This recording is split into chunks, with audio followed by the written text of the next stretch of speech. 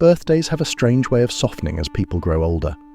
What was once a day of glowing candles, eager anticipation, and childhood magic slowly becomes another quiet morning. You wake up, check the time, and carry on. Maybe a few messages arrive. Maybe someone remembers. Maybe they don't. And yet, the world feels strangely unchanged. People say, it's just a normal day, but the truth is gentler and far more complex. For many, birthdays are not celebrations anymore, they're mirrors. Quiet reminders of time, of memory, of how comfortable or uncomfortable someone feels being acknowledged. Behind the calm shrug lies a psychology woven from experience, expectation, and the longing to be seen without asking. There comes a moment in life, quiet, unannounced, when a birthday no longer feels like a celebration. No surge of excitement, no countdown, no restless night before. Just another sunrise slipping through the curtains, touching the same walls you've seen every morning. For many people, this shift happens slowly. Not because anything tragic occurred, but because life itself changed its rhythm. As children, birthdays felt like tiny holidays built just for us. Balloons, cake, attention, gifts, the warm electricity of being seen. But somewhere along the path to adulthood, that glow begins to dim. Not suddenly, more like a candle that burns quieter each year, softer, smaller, until the day feels almost indistinguishable from the rest. You wake up older, but not different. And that's the first quiet truth. Birthdays stop feeling special when life becomes heavier than celebration. Adulthood carries weight, responsibilities, deadlines, bills, routines, emotional fatigue. And the mind, busy holding everything else together, simply stops reserving energy for a day that now feels symbolic rather than magical. The shift is subtle. Birthdays become mirrors instead of moments, reflecting where you are, what you've lost, what you haven't achieved yet, and who didn't show up. For some, it's easier not to celebrate than to confront any of those reflections. There is also the quiet emotional math we don't talk about. The older we get, the fewer people around us remember. Friends become distant, schedules collide, parents grow silent, life thins out the crowd we once had. So the mind adapts. If I expect nothing, I won't be disappointed. And so a birthday becomes a normal day, a shield made from lowered expectations. But beneath that calm exterior, there's something deeper happening. Many people who treat their birthday like any other day aren't cold or detached. They're simply tired of the performance, the forced enthusiasm, the fake smiles, the loud gatherings that never match how they actually feel inside. They don't want a spotlight. They don't want noise. They don't want questions about their life wrapped in cheerful voices. What they want, quietly, secretly, is something softer, a genuine message, a small sign that they matter, someone remembering without being reminded. But they won't ask for it, because asking feels like begging to be seen, and being ignored after asking hurts far more than being ignored in silence. So they protect themselves by treating the day like it's ordinary, not because they don't care, but because caring too much would expose a longing no one is guaranteed to meet. And that is the moment, gentle, unnoticed, when a birthday stops feeling special and simply becomes another day on the calendar. Emotional neutrality does not appear out of nowhere. It is shaped, quietly, gradually, by the environments we grow up in and the emotional demands life places on us long before we understand what coping really means. For many people, this neutrality begins in childhood, not always through trauma or chaos, but through subtle patterns, moments when expressing emotions didn't feel safe, welcomed, or understood. Some children learn to shrink their reactions because the adults around them were unpredictable. If joy was dismissed, they learned not to show it. If sadness was mocked, they learned to hide it. If anger triggered conflict, they learned to silence it. Over time, the nervous system adapts with remarkable intelligence. If showing emotion leads to discomfort, I'll stop showing it. This is where neutrality begins, not in coldness, but in protection. Others grow up in calm, structured homes, yet still develop neutrality for a simpler reason.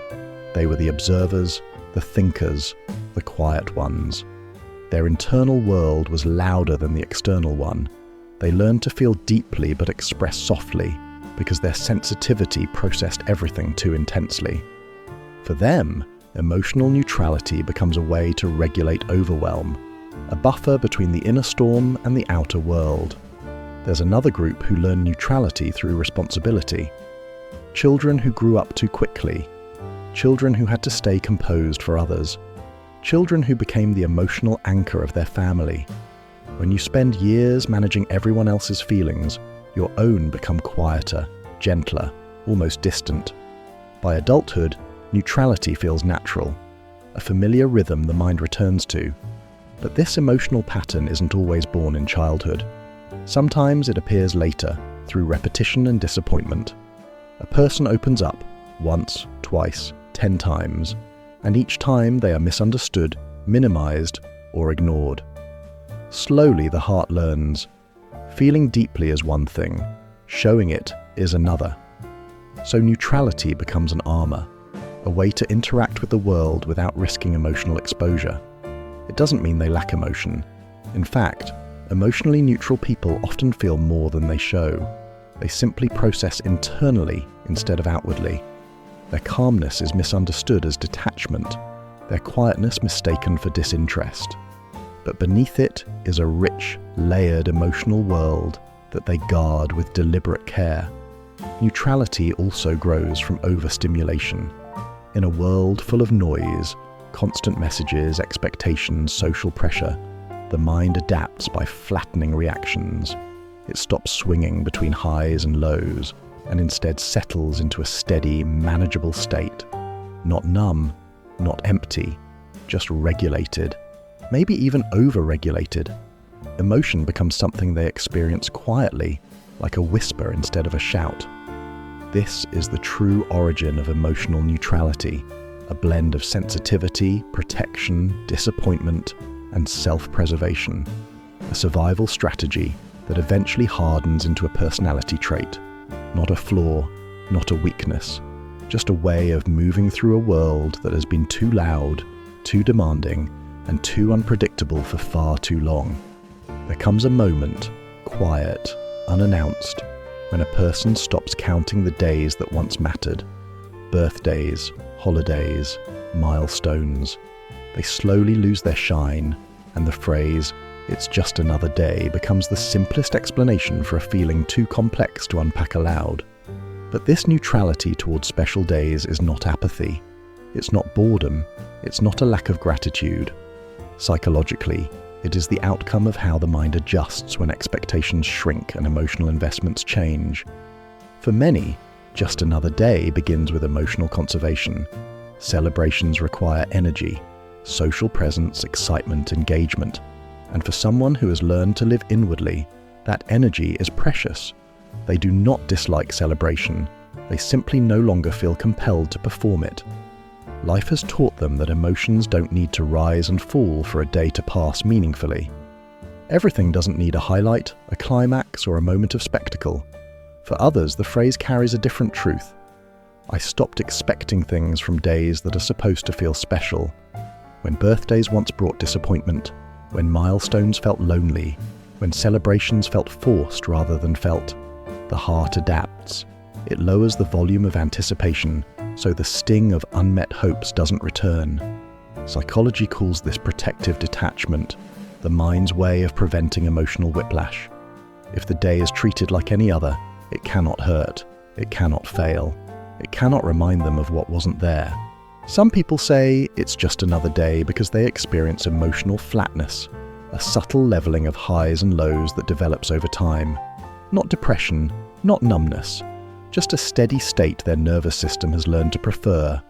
Excitement feels unnatural, expectations feel heavy, neutrality feels safe. For the deeply introspective, just another day expresses another layer. They no longer see meaning in designated dates. To them, significance is internal, not scheduled. A quiet morning can feel more profound than a birthday, a reflective evening more transformative than a holiday. They don't wait for special days to feel present. They create their own moments, spontaneously, privately, authentically. There is also self-sufficiency behind the phrase. People who have become emotionally self-contained don't rely on external events for validation or joy. They've learned to craft their own emotional landscape. Special days no longer define them. They define their own meaning. And yet, beneath all these layers, there is often a quieter truth. Calling it just another day protects them from the disappointment of admitting it doesn't feel special anymore. Some part of them remembers when it used to, when the world felt more magical, when the heart reacted more easily, when they still believed that celebration could change something. Now, they've learned to live without that expectation. Not bitter, not cynical, just accepting. It's just another day is not emptiness. It is emotional efficiency, a way of moving through life without forcing joy, without demanding excitement, without pretending a feeling that isn't there. It is honesty, soft, unperformed, and deeply human. At some point, a kind of quiet acceptance settles in. Not the sad, heavy acceptance that comes from giving up, but the gentle kind that comes from understanding yourself more deeply than before. You stop expecting fireworks from days on the calendar, and you stop assuming that joy must follow a specific script. Instead, you begin noticing the small things, the way sunlight falls on your desk, the comfort of your own routine, the peace of not forcing yourself to perform emotions you don't feel. This neutrality becomes less of a shield and more of a doorway. You start learning that you don't actually need a special day to feel special. You don't need validation from a date to measure your worth. And you certainly don't need external rituals to confirm that you're growing, changing, or healing. For some people, this shift marks the beginning of internal transformation. You become more comfortable with solitude. You stop comparing your life to others. You begin focusing on meaning, not milestones. And in that quiet space, where nothing dramatic happens, something subtle and powerful awakens. A sense of control, a sense of maturity, a sense that your life is not measured by days, but by depth. This is where neutrality evolves into inner strength, and where it's just another day quietly transforms into, I'm finally at peace with myself.